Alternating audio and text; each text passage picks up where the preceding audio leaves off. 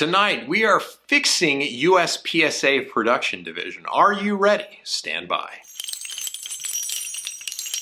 Welcome back to the Humble Marksman channel. I'm David and I'll be your guide in pursuit of practical pistol proficiency. We are picking up where we left off. This will be the third video in a series of fixing USPSA, specifically as it relates to Production Division. So if this is the first video that you're catching, then allow me to go ahead and spoil it for you. This isn't going to be a video with stunning visuals. It's largely supposed to be consumed like a podcast would be. So hit your ammo bench or listen to it in the car or whatever it is you do when you listen to podcasts, and you'll get more mileage out of it. And if you're truly big-brained, you can put the playback speed on YouTube at 1.5 speed and save about a third of the time it would take you to listen to this sucker. So Production Division, how are we gonna fix Production Division? As production shooters are quick to remind me that people who don't compete in production shouldn't try and fix Production Division. I've already said it for you. You can say it again in the comments if you absolutely have to, but you sound like a broken record. I am interested in your ideas, however, of how you would change Production Division. What would you do to fix or improve Production Division? So I'm just going to kind of outline the state of play as I see it with Production Division, and that's largely that it is a broken division.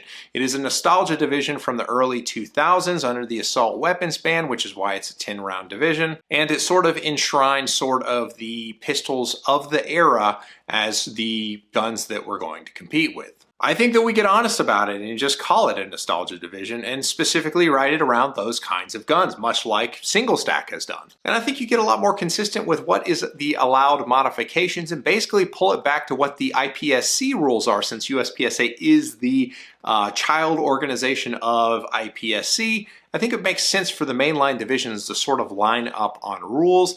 And the more I think about it, with the exception of carry optics, I think that generally IPSC got it more right than did USPSA. So going back to the guns as they come out of the box without gas pedals or any of that craziness on them, I think is a fine idea. And I realize policing the parts has always been a concern within the production division, which is why we have the rules that we have with respect to modifications. But I think a simple trigger pull weight test would be easy enough that they could enforce it at major matches. So I think it kind of makes sense that there should be no external modifications, with the exception of perhaps mag buttons, just because it is sort of an item getting people's hands to fit to the gun.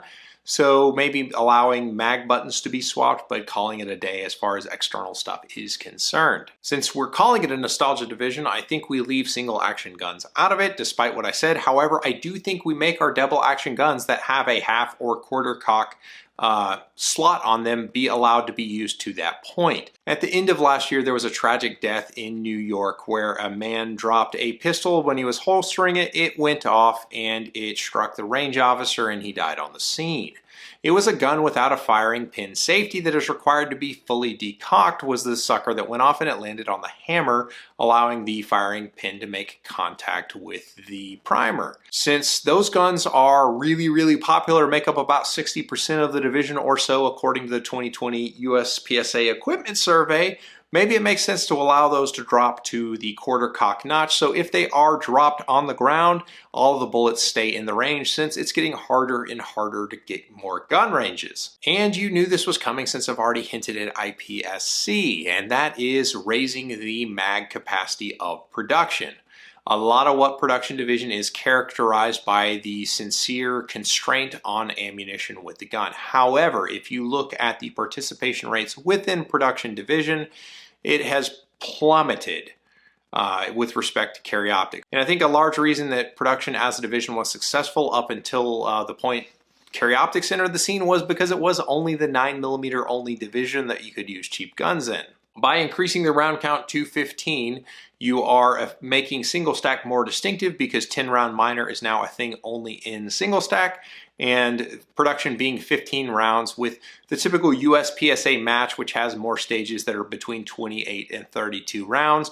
There's maybe one less reload per stage, but a lot of times you're still going to be reloading twice, which is sort of a comfortable place to be. It's still different enough from limited division, because limited division is going to still be at about 20 to 21 rounds, depending on how aggressive you want to be with compressing that spring and follower. And it's still a minor only division, so accuracy is going to be at a premium. And I know that that is one of the major sticking points for the production enthusiasts. I think to keep the division accessible to the guys who don't necessarily go out to all of the matches at like national level, but do shoot a lot of club matches and just want to shoot guns more like they're carry guns that are at least 15-round guns, I think it kind of makes sense. And as the stages are getting progressively harder, since basically everybody's shooting dots now except for you guys, it helps the lower classmen have more rounds in the gun to go to war with the plate rack and the star and all that craziness. You'd still be keeping factory length magazines. You wouldn't have to buy base plates if you didn't want to. It makes a lot of sense, and you would have parity with IPSC at that point. That's why I think it should be a 15-round division. I would love to hear why you think it should be a 10-round division, and I'd love to hear your thoughts on why it won't shrink further and continue to hemorrhage shooters to the high cap divisions. So that's it. That's what I would change about production division. I really don't care if they let you guys keep it a 10-round division exactly how it is, or whatever the changes are. Go back to the 2017 rulebook. I don't really think it matters. I do think that the division is going to continue to decline if you keep it stuck at 10 rounds. And you people in the restricted magazine states, I hate it for you. I truly, truly do. But I don't think it makes sense to write the rules that already state that if you're in a mag constrained state, that the round count is going to be limited to whatever the legal law is there.